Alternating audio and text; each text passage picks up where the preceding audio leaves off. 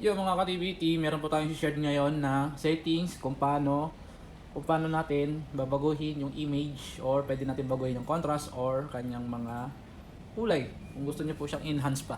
So, punta lang tayo ng settings, camera, then image setting natin. Kung mapapansin niyo po, may nakalagay camera, brightness, contrast, saturation, hue. So, pwede mo taasan yung brightness niyan. Yan. Mag-output naman yan dyan. Yan, kung mapapansin nyo, namilim siya. Contrast, pwede nyo baguhin. Yan, para mas mukha siya mas pino. Saturation, yan, pwede rin. Kaya pong bahala kung anong gusto nyong kulay or mas buhay na kulay. Yan, magaya niyan. Meron po siyang advanced settings na tinatawag. So, kung mapapansin nyo dito, meron pa siyang sharpness. Check nyo lang. Yan, makikita nyo sa pinaka-output dito. Yan, para mas sharpness pa yung kuha niya. Wide dynamic. So, parang mas maliwanag siya dito sa part na to pag tinodo mo siya. So, depende po doon sa area na pag lalagyan nyo ng camera kung medyo masyadong maliwanag. Depende po. Denoise, pwede rin. Yan.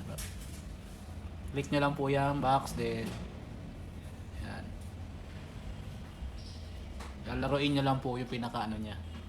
Fog reduction. So, click nyo lang yung box, then ayan, para at least kung sakali masyadong ma-fog dun sa area, ayan.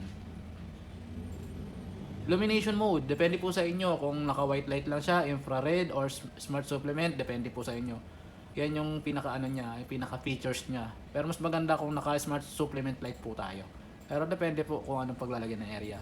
Backlight off. So pwede rin po lagyan natin HLC kung sakali mayroong iliwanag sa bandang likuran para at least ma-enhance pa rin. Pwede rin. O kaya turn off nyo. White balance, auto. Naka-auto po siya. Depende po sa inyo kung auto, indoor, outdoor, manual.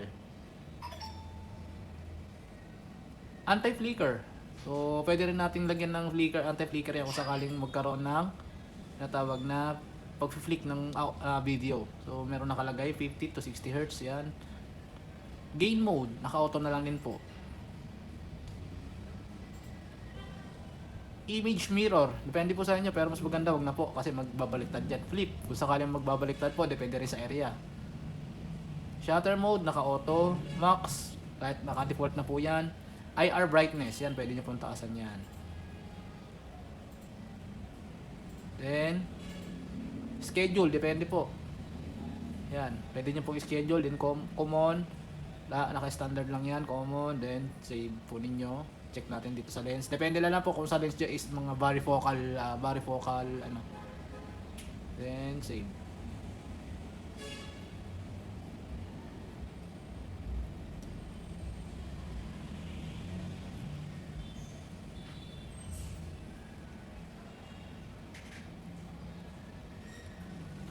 So ayan po. Yun lamang po. Salamat po.